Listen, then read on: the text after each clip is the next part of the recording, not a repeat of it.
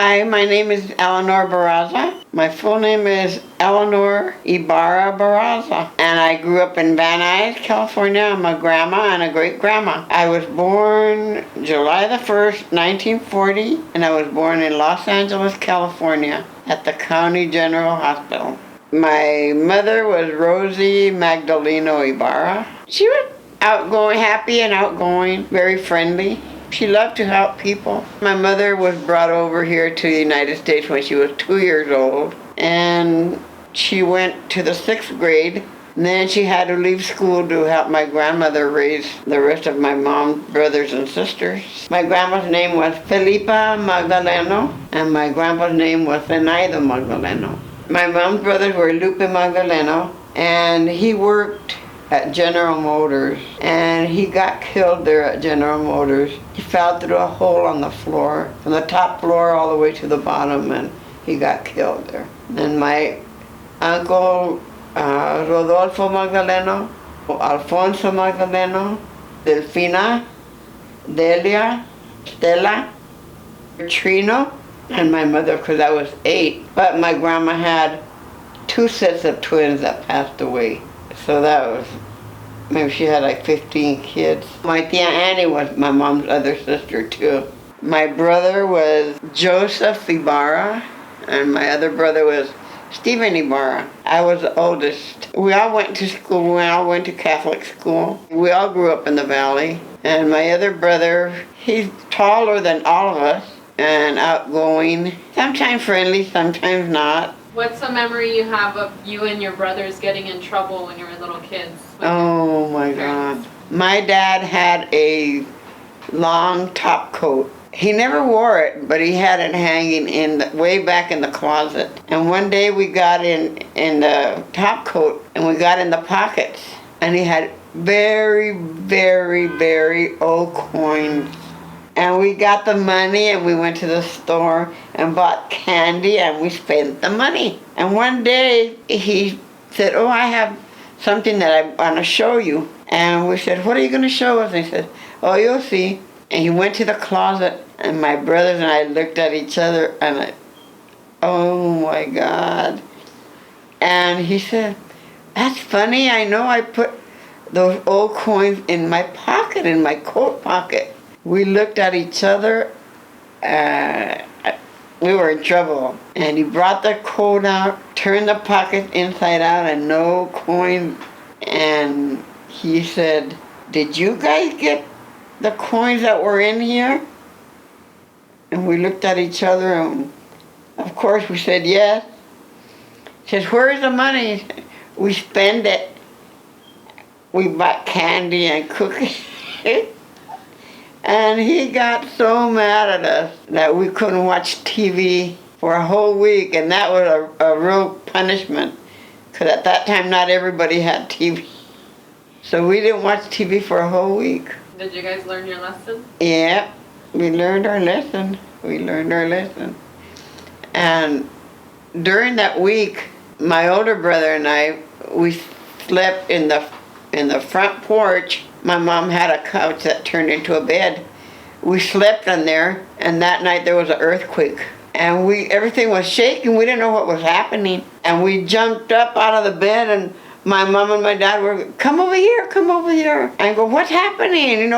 What's wrong?" And so we're just having an earth movement. And I said, "Earth movement? Oh my God." We tried to jump under the bed, but we couldn't get under there. So we just stood along the wall there, and then it stopped. And then when we went in the kitchen, everything was thrown on the floor and a mess all over the house. But I said, that was a good double punishment. Every Christmas, we would get together at my grandma's house, the whole family, and we'd make tamales. My grandma would make buñuelos and atole champurrado. And all us kids would just play around while everybody else was making tamales. As we became older, then we had to help make tamales. And then my grandma would put the baby Jesus on a plate and put candy around it. And she would bring the baby Jesus to everybody. We would kiss his feet and take a piece of candy. And then we would all get a candle and stand in line, and then my grandma would light it and would march around the house with a candle lit, and that was a Christmas tradition that we had. And one year my brother got too close to my cousin and turned her hair on fire, and then from then on we didn't turn the candles on anymore. My grandma said, no, it's too dangerous. My grandmother and my grandfather would make a manger, which would be one whole wall of the living room. They would hang branches of Christmas trees, and then they had artificial turf like for on the hills, and then she would put all kinds of little animals. Any little animal she found on the ground while she was walking to church or wherever she was walking, or a marble or anything, she would pick it up and she would put it on the manger, and then she would put a mirror on the grass and then fix it up where it looked like the animals were coming to drink water, like the mirror was the water. And we had so many presents. Everybody brought their kids presents, and we opened the presents there at my grandma's house. And it took forever. We all liked to go over there in the summer, and all my cousins and I would just spend the summer over there, and they all worked in the fields picking fruits and vegetables. We'd go pick fruits and vegetables with them. It was fun going to pick fruits and vegetables. We'd pick all kinds of fruits, all kinds of vegetables. My grandfather had a big truck, and he would pick up people at different places and fill up the truck and take us to the fields to work, or the orchard to pick apples, apricots, nuts. And on the way back, we would all be eating vegetables and nuts. I used to like helping her can stuff. She used to can peaches, apricots, tomatoes, and then once or twice we tried making jam and jelly, but that didn't come out too good, so we didn't do it anymore. And going to work, she used to do housework with different ladies, and I used to go with her with the ladies that had kids, and I used to play with their kids while my mom was doing the housework there. And they used to pick us up and bring us back home. And we had good times playing with the kids there. And of course, those kids had everything that I didn't have, so I really enjoyed it. My grandmother had cancer, and my grandfather had emphysema. He never smoked or drank, and he died of emphysema. My grandmother knew that she had cancer, but she didn't tell anybody. And she knew she had it. She had a book. One of my cousins has that medical book. And she would read, she read what cancer was, the symptoms and everything. And she knew she had it. And we were all around her at her bedside when she passed away. I was about 20, 21, and she died on my daughter's birthday, June the 10th. My father was Joe Cano Ybarra.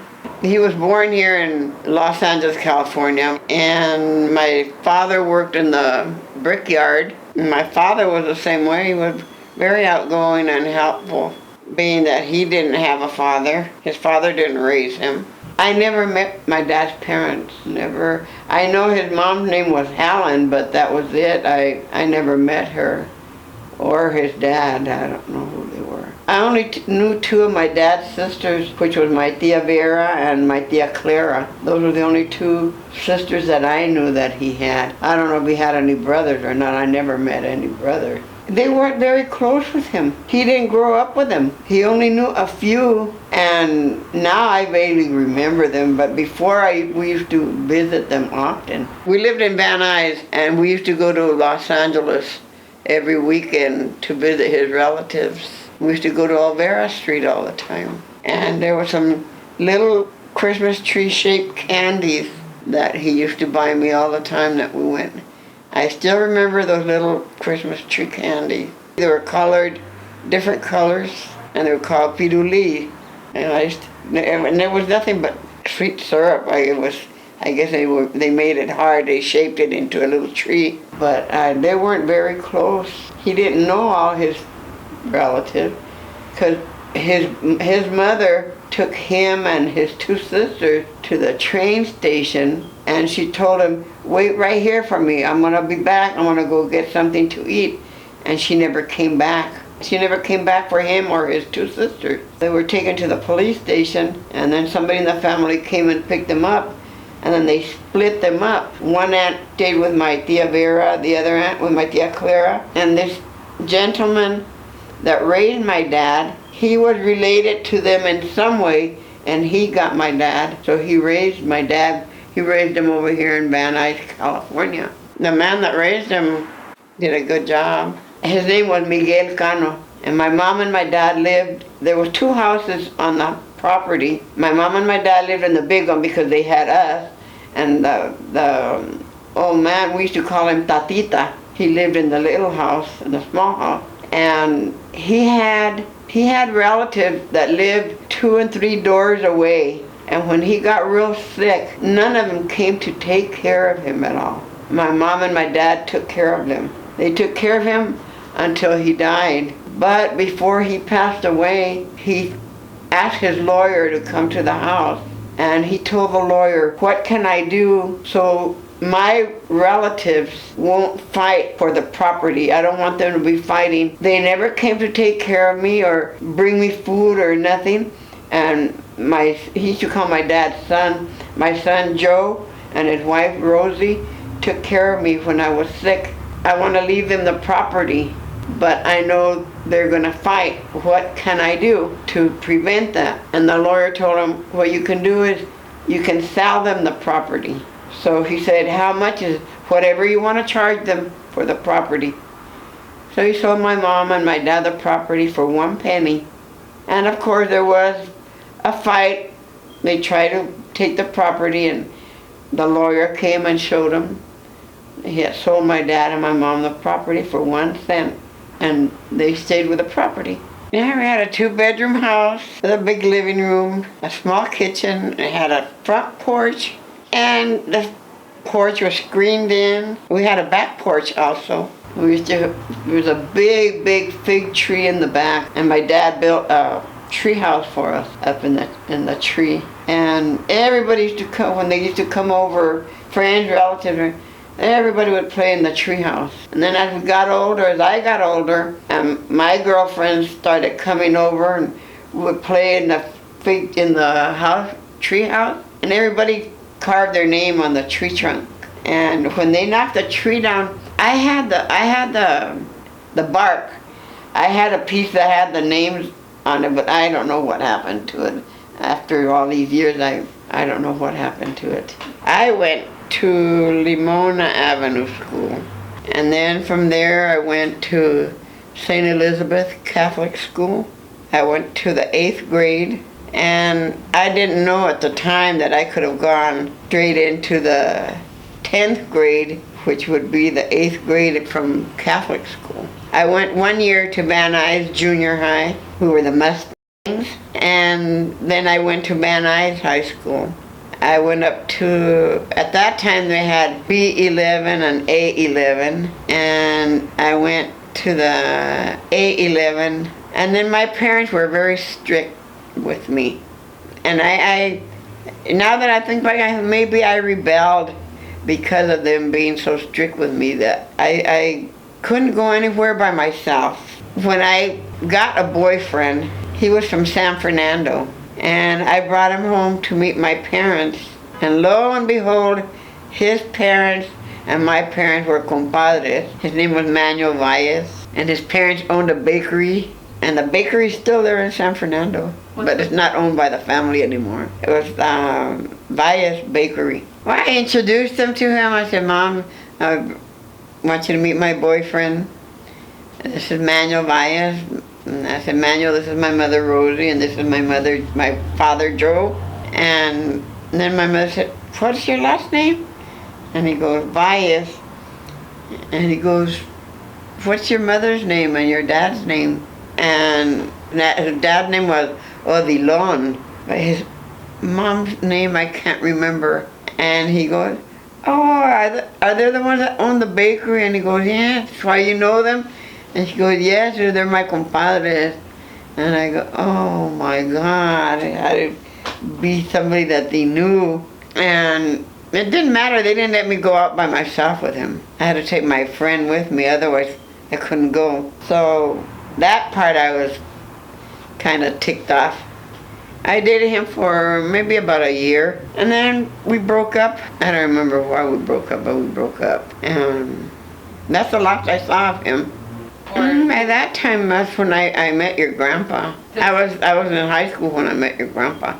John R. Barraza. His family and my family used to go on picnics together. And of course, all us kids played together there, and that's how we met. And well, we never thought we would end up with each other. And I was in school, and afterwards, I used to go to the football games, and my dad would take me to the football games, and John was waiting for me down the street. So I would wait till my dad left, and then I would go and meet him, and we would take off and go cruising.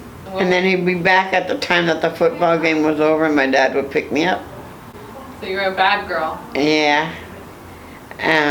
But my dad had to take me and take me to parties and pick me up at a certain time. I could never walk to parties or even to the meetings that we had with the club at junior high.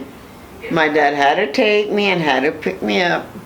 Everybody got to walk and to the meetings and from the meetings, and I had to be picked up. It was like driving Miss Daisy. I couldn't go anywhere by myself. That's why now I think I rebelled and I went wild. And then I made a mistake and I got pregnant and I quit school. So I did not graduate with my class, but I did get my diploma. Maybe if I would have learned more, I wouldn't have gotten pregnant if I would have, because I was never taught anything or told anything. We were taught to hear what we heard and keep it to ourselves and not speak, not say anything. Like a lot of times on the weekends we would go to different friends' houses. At that time there were more ranches than there was, track homes. And they would be there all night around the fire drinking and talking and making food and all that. And if we heard whatever we heard, it wasn't to be spread around or ask questions or nothing. Just hear and that's it. So I could never ask questions. I could never ask her. Anything that I learned about the birds and the bees, I learned out on the street at school. Well, I didn't know what it was. You know how naive I was? I thought that by kissing you got pregnant. But then I found out it wasn't. Anyways, I kept getting colds and getting sick. So she took me to the doctor. And the doctor, he ran tests and then he told him that I was pregnant. And I go, what? And she goes, what did you do? I said, I don't know. I don't know. I went to bed. And she goes, with people? And I said, yeah. And then she goes, oh my God, she's pregnant. And I said, oh my God, what are my friends gonna say? What is the family gonna say? And then from then, I was a black sheep of the family. I was a black sheep of the family with the cousins and everything, everybody. And I had the baby. I had Jeanette. And my grandma, may she rest in peace, but my grandma didn't like me because I wasn't married through the church. All my cousins got married through the church with a big panza, but they got married in white with a big panza through church. That's okay. But I was, because I wasn't married through church, I was married through the court, but not through church. And in the summers when we used to stay over there, my two youngest aunts that were my mother's sisters, well, you know how they get your periods, and they used to send me and my cousins to the store to buy their pads. Well, my cousins' mothers had told them the facts of life, which I didn't know that they knew that their parents. Anyway, they already knew what the pads were for and that. And we went to buy the pads for my aunt, and then when we came back, my grandma heard them talking. then she said that I told them everything. I didn't even know myself, and they were blaming me. So I used to take my kids to visit them so they would know their great-grandparents. And when we got there, when I would take my kids, my grandpa would tell me, give them something to eat or give them something to drink. And I didn't feel like I could go into the refrigerator because my grandma never offered him anything. And he did, but she didn't. And I didn't feel like I could go into her refrigerator or whatever. And that's the way it was all the time. She knew everything when I was pregnant, when I got pregnant. And I said, well, if she doesn't like me, she doesn't like me. But she can't say I didn't take my kids to visit them. And then I just stopped going altogether. I didn't go anymore. And nowadays, I see the girls, the mothers from nowadays, they tell their daughters everything. And sometimes I envy them because I was never like that with my mom. My mom never told me anything. And I wish she would have, because I don't think I talk with my daughters like that. They might have asked me a question or something, and we would talk about it, but not like I see the girls now, that they talk with their mothers and all that, and I never had that. So I kind of envy that I grew up like that. Well, John's personality was good. He was nice with everybody. He was friendly and nice with everybody. Very helpful. He died in his sleep. Yeah, we were arguing because your Auntie Jeanette had a school play, and he had been at his brother's house fixing his car, and he knew she had that play, and he didn't come home to go to the play. I had to have one of my in-laws take me, and I just got mad. I was fed up that he didn't come, so I had packed the kids' clothes already, and I called my dad to come for it, but they were at my aunt's house. They were playing cards, and he said, I'll come for you tomorrow. And I said, okay. So when I put the kids to bed and went to bed, and he died in his sleep that night, and I didn't know he had passed away in the night until the morning, when your Uncle John was telling me that he didn't want to wake up and play ball with him. So I was in the kitchen doing something, and then I went to the bedroom, and Auntie Diane was crying. I got her from the crib and I put her on the bed, and I was changing her, and then his leg hit my back, and it felt cold and stiff. And then I got up on the bed, and he was face down, and I tried turning him over, and he was already stiff, and then blood came out of his mouth, and I knew that he had passed. And I went out and I told my father-in-law and my brother-in-law, I said, look at people, that was his nickname. I said, you guys are always arguing, and then I told him, no, I think he's dead. And he went in, and then he came out crying, and I had told my brother-in-law, I said, he's dead, Pancho. And then they called the police, and the paramedics came, and he died like 20 minutes after we went to bed. His brother found pills in his pocket. What kind of pills were they? Amphetamines. Oh. He took too many, and it stopped his heart. And so did the ambulance ever find that? The pills? No, because his brother took them, and they just said it was a heart attack. They didn't do an autopsy? My father-in-law put Jeanette and my niece Cookie to...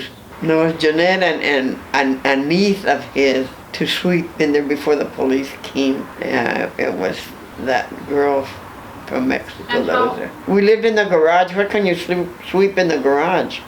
I was 27. I didn't make the arrangement. They made the arrangement. I don't know. I was just going and coming and going like a zombie, just moving, not knowing where I was going or what I was doing. I don't even remember going to the cemetery. I don't remember.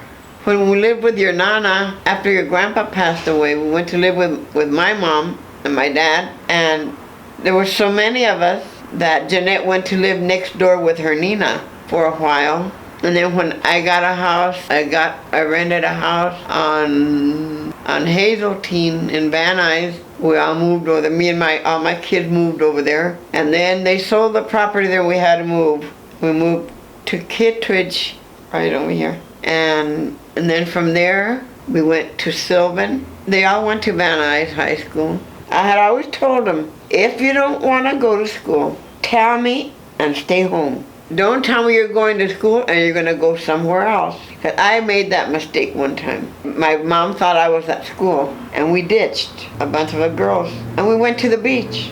And we were walking around the beach. Oh my God. Here we met two couples that knew my mom and my dad. I knew my mom was going to know by the time I got home. Sure enough, she said, how was school today? I said, fine. She said, did you go to school today? I said, yeah. And she goes, well, how come somebody told me that they thought they saw you at the beach? I said, who said I was at the beach? And then she said the people that had seen me. I said, oh, big tattletale. And I said, yeah, I went to the beach with the girls. We all went. We took a day off from school. So from there I learned, I said, if you don't want to go to school, tell me and stay home. Don't tell me that you're going to go to school and you go somewhere else. So that's why I've always told them that. And I told all the brothers and sisters, you come home from school, sit down and do your homework. After you do your homework, you can go play or do whatever you want to do. But nobody goes anywhere from this house until you do your homework. Then your Uncle Jules thought I was kidding about that. So one day, he decided he wasn't going to do his homework until later. And they all played baseball. They all played sports. They played baseball, and three of my sons were on the same baseball team. Their coach came to pick them up, and Jules got all ready. I said, where are you going? He said, I'm going. We have a real important game. I said, you're not going. And he goes, why? Because you didn't do your homework. He said, I'm going to do it later. I said, no, you're not. When you came home from school, you knew you had to do your homework, and you didn't do it, so you're not going. And then he went and told the coach came in, oh, let him go, it's an important game. I said, nope. He didn't do his homework. Oh, he can do it later. I said, nope. So he ain't going, so I didn't let him go. And he learned his lessons. Then from Sylvan, we went to Kittredge, around the street from your Aunt Gloria. And then by the end, Jeanette was out of the house, your Uncle John was out of the house, Uncle Jules was out of the house. It was just your dad and Luke, Diane, Debbie, and Lingy. Jeanette was a very hard worker, and she's very positive. She's always worked, and she likes her job. What do you admire about her? That she's at her job as long as she has been. No, at one time she wanted to quit, but she didn't. And she just stuck it out, and she's been there ever since.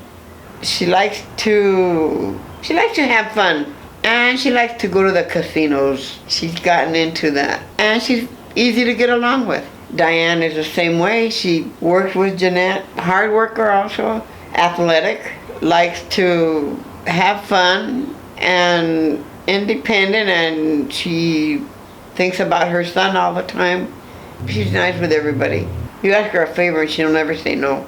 Debbie she likes to have fun. She thinks a lot of her boys. Before she had her kids, she didn't live at home. She lived with her friends here and there. She likes to take off and go here and there. But once she had her first kid, she learned how to slow down. Uncle Jules was always thinking about the girls, and he was always in a party mood. And just the person that he was, just the way he was, he treated everybody good. I don't know, when you were around him, you felt, good about being around him. Lingy is a nice person. He's easy to get along with. If you're nice with him, he's very nice with you. And he was a good worker. He'd been working at the university for a long time, up until the time that he got his stroke. Now the only thing is that he can't work.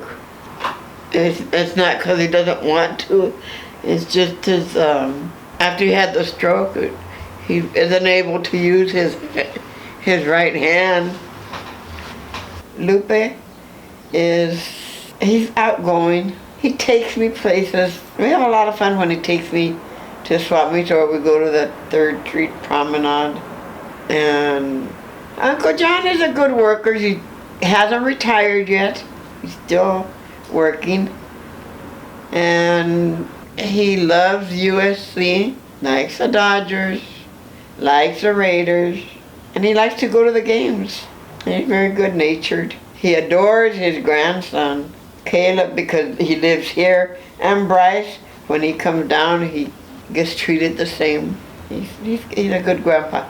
Now Steve was, he's happy-go-lucky, and he plays sports also, and him and my next son, Lupe, they were all into the bikes, fixing up their 2-wheel bike along with their other friends. And he still has his bike that he fixed up. They call it a Lowrider magazine. They were in there with their bikes and that. And Steve Barraza he's a captain. He's in charge of everything. He's in charge of his kids, his grandkids. Always takes them here and there. Takes his mother here and there. Takes his mother-in-law here and there. Takes us out all the time. We have good times. He's very good-natured. We have good times at his house. Everybody loves going to his house. Everybody has a good time when they go to Steve's house. He's a hard worker. Works for LAPD for a long time. DWP. DWP for a long time. And he loves to go to Home Depot. That's his favorite store. And he loves his plants outside. He loved having all kinds of plants and flowers. And then when it rained, he fills up every container that he can get of rainwater, waters his plants. My kids are always together. They go together, do things together, and they're there for each other. Whenever anybody needs help, they're there. They all love each other. And I'm very lucky to have all my kids, because I never had any trouble with them. They were always in sports, which I think had a lot to do with their growing up the way they did. And they all graduated from high school.